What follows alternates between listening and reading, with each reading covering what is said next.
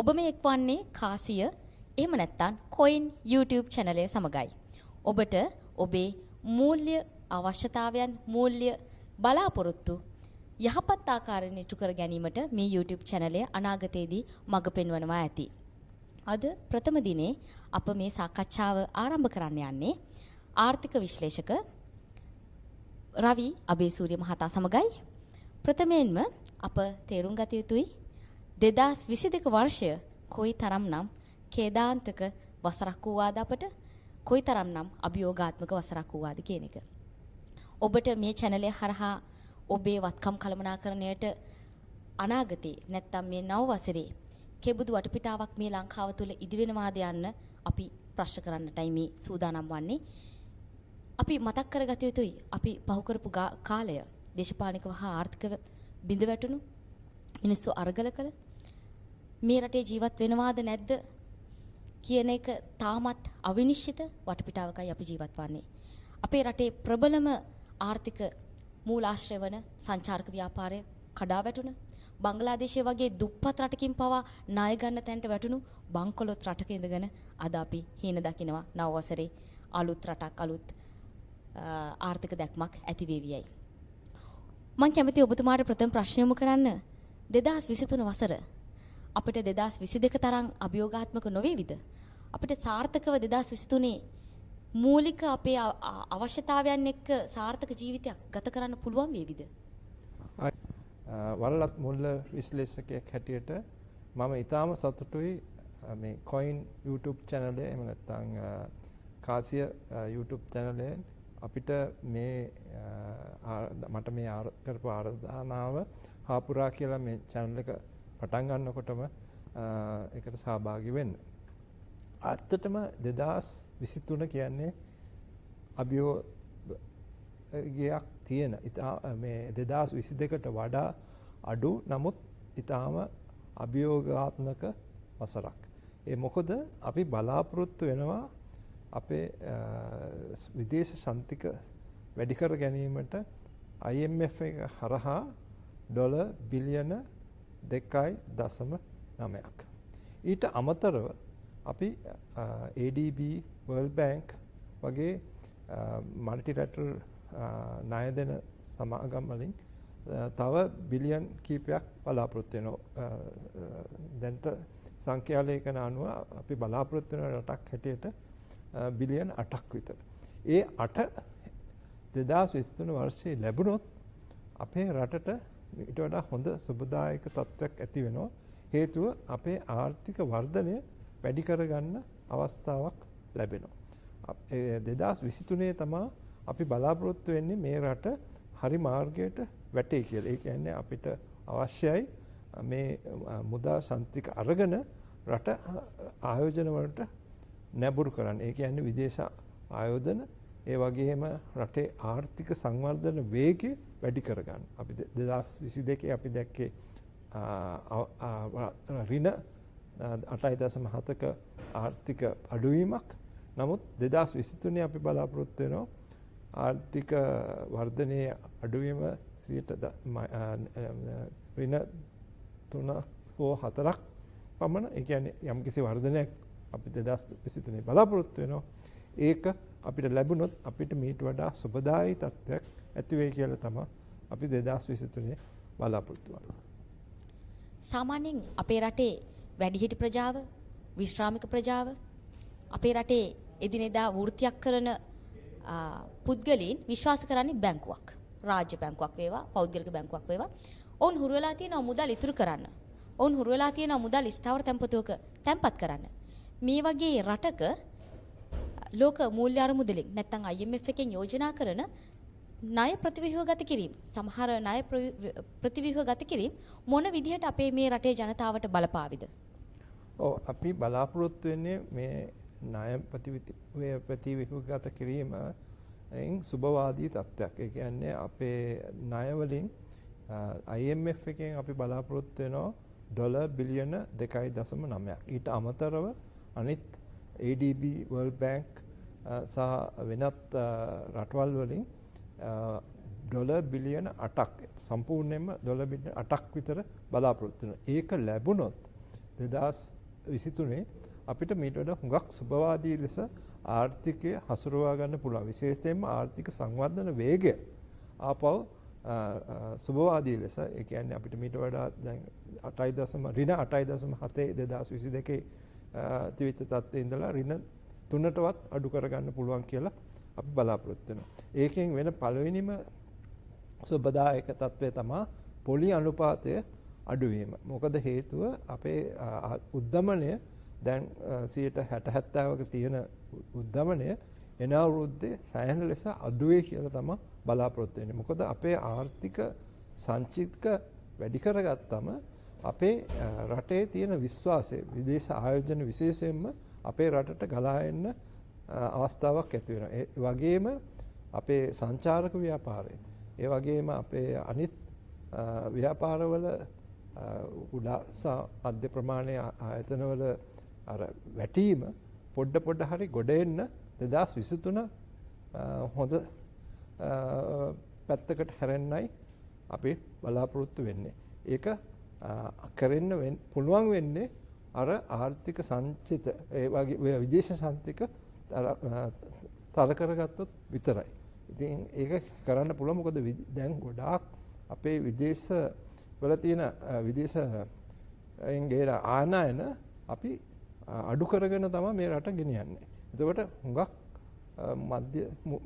සුළු සහ මධ්‍යම ප්‍රමාණ ව්‍යාපාර කඩා වැටලා තියෙන්නේ.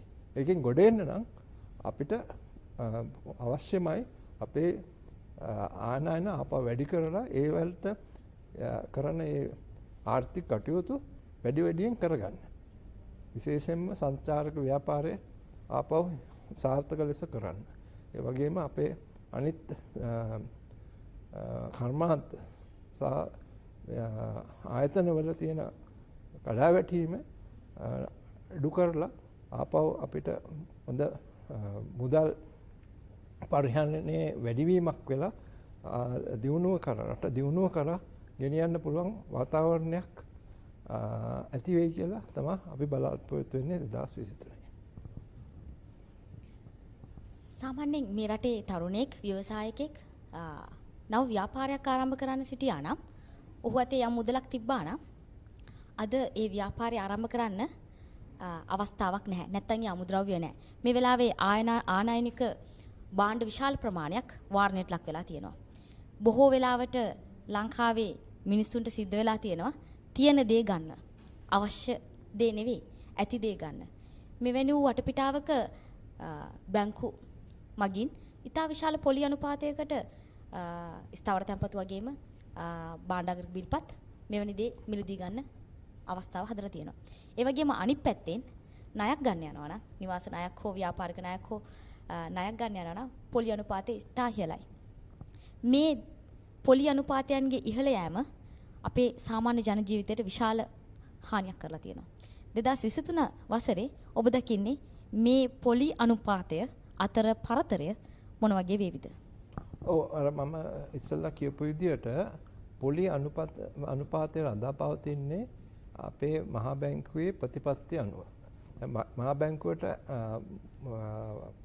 පළවෙනි ප්‍රතිපත්තිය තමයි ඒගොල්ලන්ට ඕනුනේ අපේ විදේශ රටවල් වලින් එවන ප්‍රතිපාදන. ඒ කියන්නේ විදේශ සංසිත වැඩි කරගන්න ඒ මුදල් ලංකාවට එවන්න නැඹුරු කිරීමක්. ඉතින් එතකොට ලංකාවේ පොලි අනුපාතය එකට වැඩි කරන්න වුණා හේතුව නැත්තම් අපේ මේ සමාගම් විශේෂයෙන්ම අපනයනය කරන සමාගම් ඒ මුදල් ඒ රටවල් වල තියාගෙන ඉන්නවා මෙහෙට ගේන්නේ නැතුව.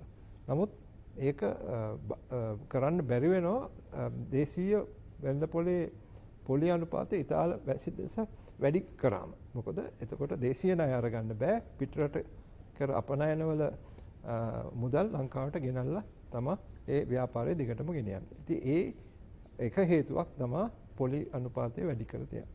අනිත් එක තමයි උද්දමනය. උද්දමනය වැඩිකොට වැඩි තියෙන කාලවල පොලි අනුපාතයක වැඩි කළ යුතුමයි. ඉතින් ඔය මූල්‍ය ප්‍රතිපත්තියකට කියන්නේ මොනිටරි policies නිසා තමයි අපිට මේ පොලිය වැඩි කරගන්න හේතු වුනේ. නමුත් 2023 සහ ඊට පස්සේ 24 වෙනකොට අපි බලාපොරොත්තු වෙනවා පොලි අනුපාතයේ විශාල ලෙස අඩුවීමක්.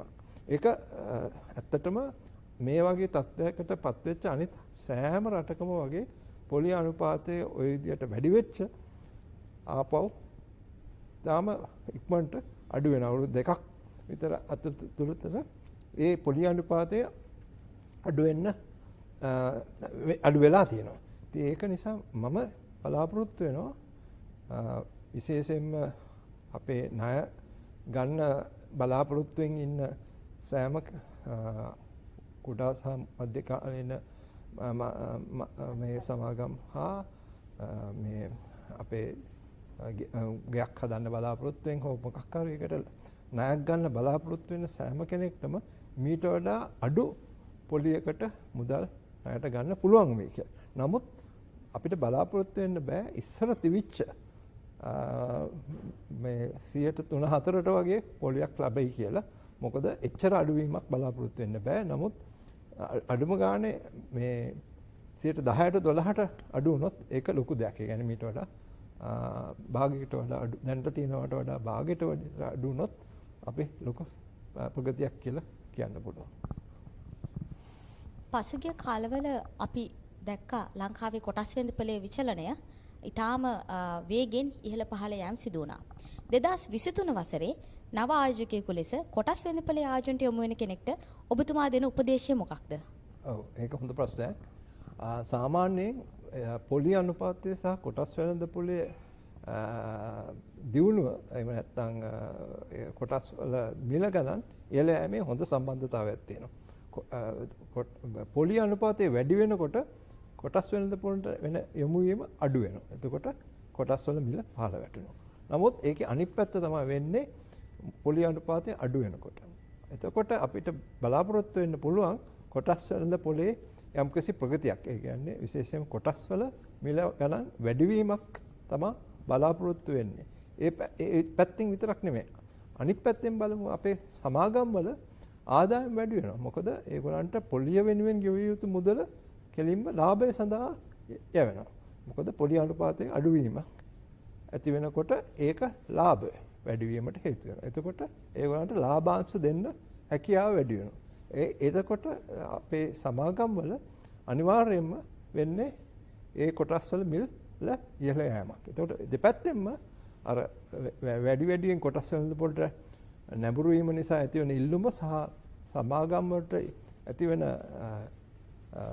ලාභාංශ වැඩි වීම නිසා ඇතිවන හේතු නිසා කොටස් වෙළඳපොලේ ප්‍රගතියක් අපිට 2023 බලාපොරොත්තු වෙන්න පුළුවන්. ඒකට අමතරව තවත් එකක් තමයි අපේ රටේ තියෙන වෙළඳ විශ්වාසය.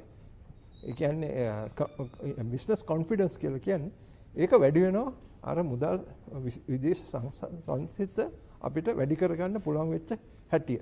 දැනට තියෙන්නේ අපි දන්නේ අපිට එන අවුරුද්දේ අපේ තෙල් ගල් අඟුරු අපිට ගෙන්නන්න පුළුවන් වේද කියලා.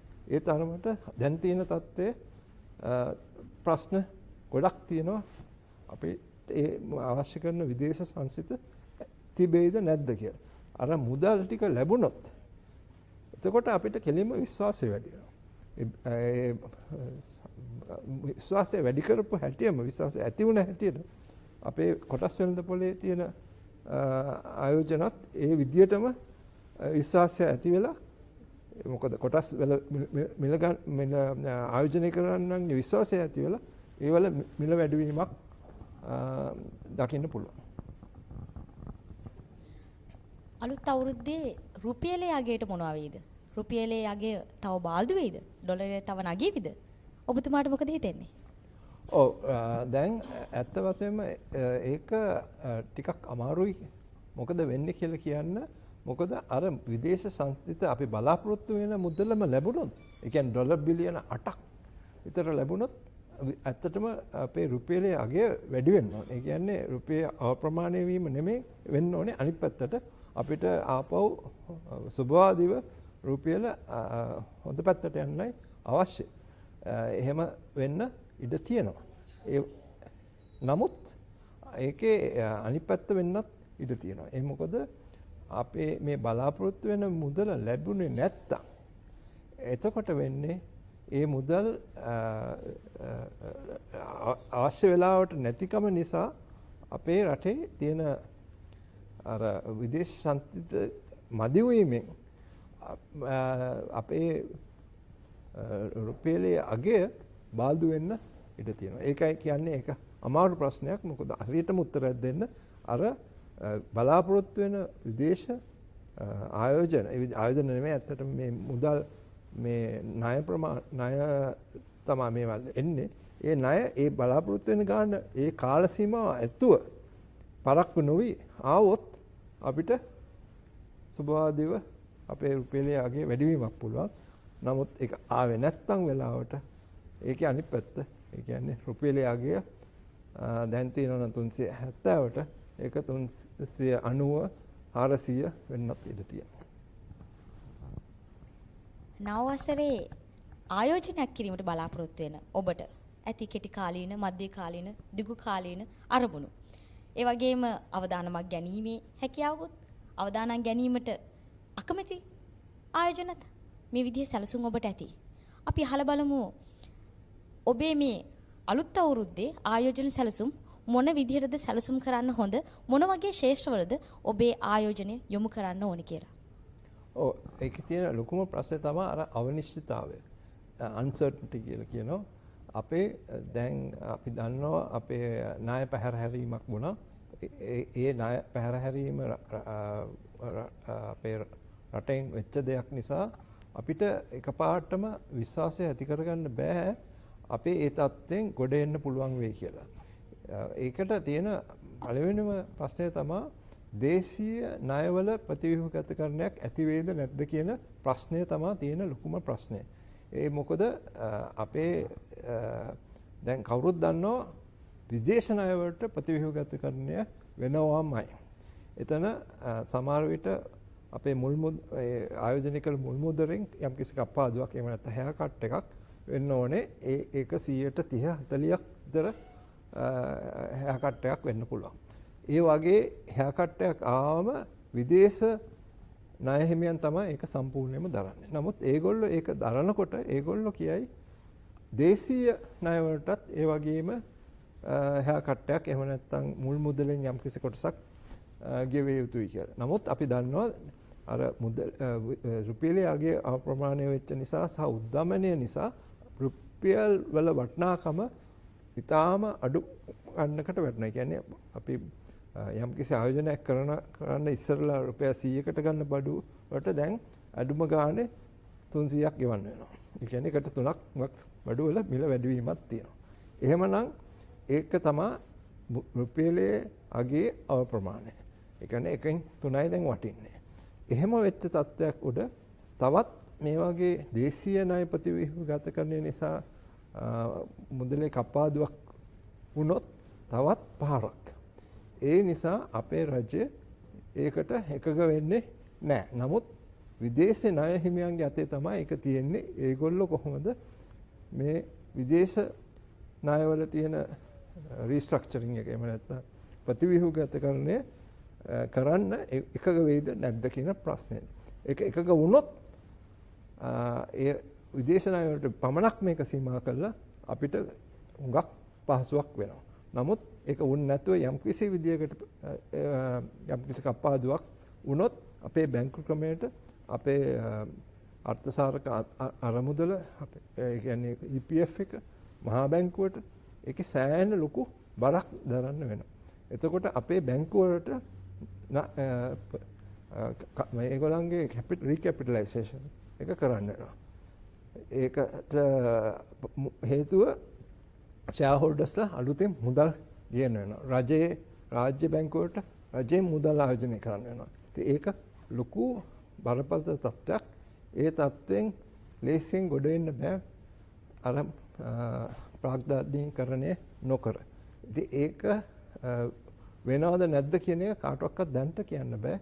මොකද දැන් තියෙන තත්ත්වය අනුව මේ අපි තාම අර මේ නෙගෝෂියේෂන් ටේබල් එකට අපේ නායකරුවන් එක්ක වාඩි වෙලා මෙවන් වූ අස්තීර අවිනිශ්චිත දේශපාලනික ආර්ථික වටපිටාවක ඔබේ ආයෝජනය මොන වගේ අවස්ථාවන් මොන වගේ උපකරණ මතද විශ්වාසයෙන් තබන්න පුළුවන්?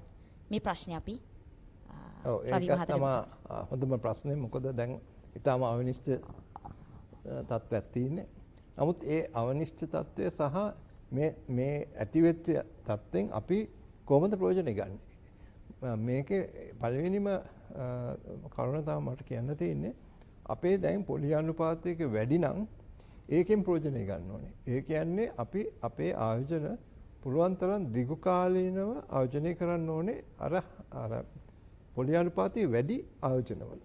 මොකද අපිට පුළුවන් වෙනවා එතකොට ඒක භුක්ති විඳින්න වැඩි කාල සීමාවකට.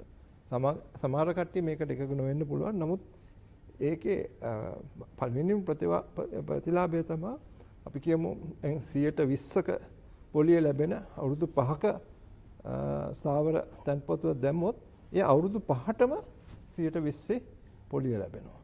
නමුත් අපි කෙටි කාලීන ආයෝජන විතරක් කරොත් අපිට පුළුවන් දැන් බණ්ඩාගාර බිල්පත්වල මාස 3-6 130ක් විතර ලබා ගන්න. ඔව් ඒක ප්‍රශ්නයක් 130ක් ගන්න පුළුවන්. නමුත් ඊළඟට මොකද වෙන්නේ කියන එක තමයි ප්‍රශ්නේ. ඒ කියන්නේ මාස 3කට හෝ 6කට හෝ යම්කිසි කාල සීමාවක් ඉවරුනාම අපිට ආපහු පුළුවන් ද ඒක ආයෝජනය කරන්න ඒ මුදලටම 130ට. ඊළඟට අපි බලන්න ඕනේ මොනවාද අපි ආයෝජනය කළ යුතු මාර්ග. අපිට බෑ එකකට දාලා මේ ප්‍රශ්නේ විසඳන්න. මොකද මොන වගේ අවදානම් ඒ ආයෝජනයේට ඒද කියන එක කියන්න බෑ. අපි උදාහරණයක් වශයෙන් අපි දන්නවා ඒ දවස්වල තියෙනවා treasury bonds. අවුරුදු 3-4 treasury bonds. ඒ කියන්නේ භාණ්ඩාකාර බැඳුම් කර.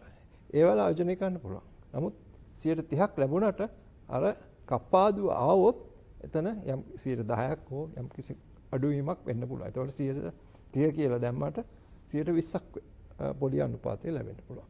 ඉතින් ඒ ස්ථීර පොලි ලැබෙන අඩු අවදානම් සහිත ආයෝජන. ඒ වගේම තියෙනවා අපේ බැංකු වලින් දෙන බැඳුම් කර. ඒ කියන්නේ ඩිබෙන්චර්ස්. ඒවල තියෙන අවදානම තමයි බැංකු ක්‍රමයට යම්කිසි පාරක් ආවොත් විශේෂයෙන්ම අර මං කිව්ව ප්‍රාග්ධානීකරණය කරන්න සිද්ධ වුණොත් දේශීය ණය ප්‍රතිව්‍යුහගතකරණයක් නිසා එතකොට මහා බැංකුව කියයි අර ණයකර රජයේ සහ පෞද්ගලික බැංකු වලින් ලබාගත් ණය කොටස් වලට මේ මාරු කරන්නේ කියලා. ඒ කියන්නේ ඒක කන්වර්ට් වෙනවා. මාරු වෙනවා ඒ බැංකුවේ කොටස් වලට. අපි දැම්මේ ණයකර නමුත් ඒක කොටස් වලට මාරු වෙනවා. එතකොට ඒක යම්කිසි අවදානමක් තියෙනවා. මොකද අපිට බලාපොරොත්තු වෙච්ච අර පොලි අනුපාතය නෙමෙයි ලැබෙන්නේ. ඊට පස්සේ ඒ කොටස් වල වැඩිවීම හෝ අඩුවීම සහ ඒ වලින් ලැබෙන ලාභාංශ. ඒක මහා බැංකුවෙන් තමයි ඒ බලය තියෙන වෙනස් වීම කරන්න. ඊළඟට ඒක කන්වර්ට් වෙන ප්‍රයිස් එක ඒ කියන්නේ මිල ඒ මාස 3 ඇවරේජ් එකක් තමයි ගන්න. ඉතින් ඒ විදිහට ඒ වෙනස් වීම තියෙනවනේ එතන අවදානමක් තියෙනවා. ඉතින් ඒ එක ආයෝජන ක්‍රමයක්. තව පුළුවන් අපිට කොටස් වෙළඳ පොලේ ආයෝජනය කරන්න. මම ඉස්සෙල්ලා කියලා දුන්නා කොටස් වෙළඳ පොලේ ආයෝජනය කරාම අර වර්ගයේ හෑකට් එකක් ඒ කියන්නේ මුල් මුදලේ කැපවීමක් කපාදුවක් වෙන්නේ නැහැ. හොඳ ඒ කියන්නේ ෆන්ඩමෙන්ටලි ස්ට්‍රෝං මූල සාධක මත තියෙන හොඳ සමාගම් වල ආයෝජනය කරොත් ඒවල දියුණුවක් ඇති වුණොත් කොහොමත් අපේ රටේ මේ තත්ත්වයෙන් ඉස්සෙල්ලා කිව්ව විදිහට සුබවාදීව බැලුවොත් සමාගම් වල හොඳ තත්ත්වයක් ඇති වෙයි කියලා හොඳම සමාගම් වල ආයෝජනය කරොත් දැන් වැටිලා තියෙන කොටස් වල මිල වැටිලා තියෙන සමාගම් වල ඒකෙන් හොඳ මුදලක් ලබා ගන්න පුළුවන්. ඒ වගේම දැන් කෙටි කාලීනව ආයෝජනය කරන කෙනෙක්ට පැහැදිලිවම ආයෝජනය කරන්න පුළුවන් ඒකක භාර. ඒකක භාරවල තියෙනවා හොඳ අවස්ථාවක් කෙටි කාලීනව 20 ගණන් නැත්නම් 30ක් ගන්න අවස්ථාවක්. ඒ කියන්නේ අපේ ඉතුරු කිරීමේ ගිණුමක 3-4ක් ගන්න ආයෝජකයෙක්ට පුළුවන් කෙටි කාලනව මේවෙන් ඉතාම හොඳ ප්‍රතිලාභයක් ලබා ගන්න. ඉතින් ඒකත් ඉතාම හොඳයි. මොකද අවදානම ඉතාම අඩුයි අර මනි මාකට්ස් කියන ඉන්කම් ෆන්ඩ්ස් වල ඒකක භාරවල ආයෝජනය කරා. ඊට අමතරව පුළුවන් අපිට යම්කිසි රියල් එස්ටේට් කියන කියන්නේ ඉඩම් ඇපාර්ට්මන්ට්ස් ඒ වගේ ඒවා ආයෝජනය කළා. නමුත් ඒකට තියෙන ලොකුම ප්‍රශ්නේ තමයි ලොකු මුදලක් ඕනේ ඉඩමක් ගන්න හෝ විශේෂයෙන්ම ඒ වගේ ආයෝජනයක් කරන්න පොඩි මුදලකින් කරන්න බෑ. නමුත් ඒක ණයක් අරගෙන මොකද අපේ මේ තත්ත්වය අනුව රට දැන් තියෙන වැටිලා තියෙන තත්ත්වය නිසා සමහර කට්ටිය රට අතහැරලා යන අවස්ථාවල් තියෙනවා. එතකොට ඒගොල්ලන්ගේ ළමයිගේ අධ්‍යාපනයට මේ ඉඩකඩම් විකුණන්න ඉඩ තියෙනවා. එතකොට Tamanට පුළුවන් ඊට වඩා අඩු මුදලකට ඒ වගේ අවස්ථාවක ප්‍රයෝජනය අරගෙන ඒ වගේ ආයෝජනයක් කරලා ඒ කියන්නේ හොඳ අලුත් පාරවල් හැදෙන හොඳ තැනක ඒ දිනුවක් තියෙන දිවියට මුදල් වැඩි වෙන තැනක ඉඩකඩම් වල ආයෝජනය කරලා ප්‍රතිලාභ හොයන්න. ඉතින් මේ එක එක ක්‍රමවිදි තියෙනවා තමන්ගේ අවදානම දැරීමේ හැකියාව සහ විතාම වැදගත් වෙන්නේ එකම තැනක මුදල් නොදීම. ඒ කියන්නේ කොටස් වෙළඳ පොලේ හෝ ඒකක භාරවල හෝ හැම ආයෝජනයක්ම කරනකොට අපි මතක තියාගත යුතු දෙයක් තමයි විවිධාංගීකරණය. මොකද එකම තැනක නොදා කීප තැනක දාලා එකම ආයෝජන ජාතියක් කියන්නේ කොටස් වෙළඳ පොළ ඒකක භාර ඒ විදිහට විතරක් නෙමෙයි ආයතන මට්ටමින් විවිධාංගීකරණ එකම තැනක නොදායින්. මොකද මේ හැමදේම අවදානමක් තියෙනවා. අවදානම නැති තැනක් නැහැ. හැමතැනම තියෙනවා. ඒක වෙනස්. එක තැන වෙනස්. නමුත් අපි හොඳට ඒක ගැන සොයලා බලලා අධීක්ෂණයක් කරලා තමන් තීරණය කරලා මේකට අවශ්‍ය කරන අවදානම දැරීමේ හැකියාව මට තියෙනවා. මෙතන තියෙන ද්‍රවශීලතාවය නැත්නම් ලික්විඩිටි එක මට සුදුසුයි. ඒ විදිහට හිතලා තමයි ආයෝජනය කළ යුත්තේ. ඒකෙන් වෙන්නේ තමන් ඊටාම හොඳ තත්යකට ඇති වෙනවා 2024-25 වෙනකොට හොඳ ආදායම් මාර්ග ඇති වෙනවා. ඒ වගේම මේ තත්වයෙන් ප්‍රයෝජනය ගන්න පුළුවන්කම ඇති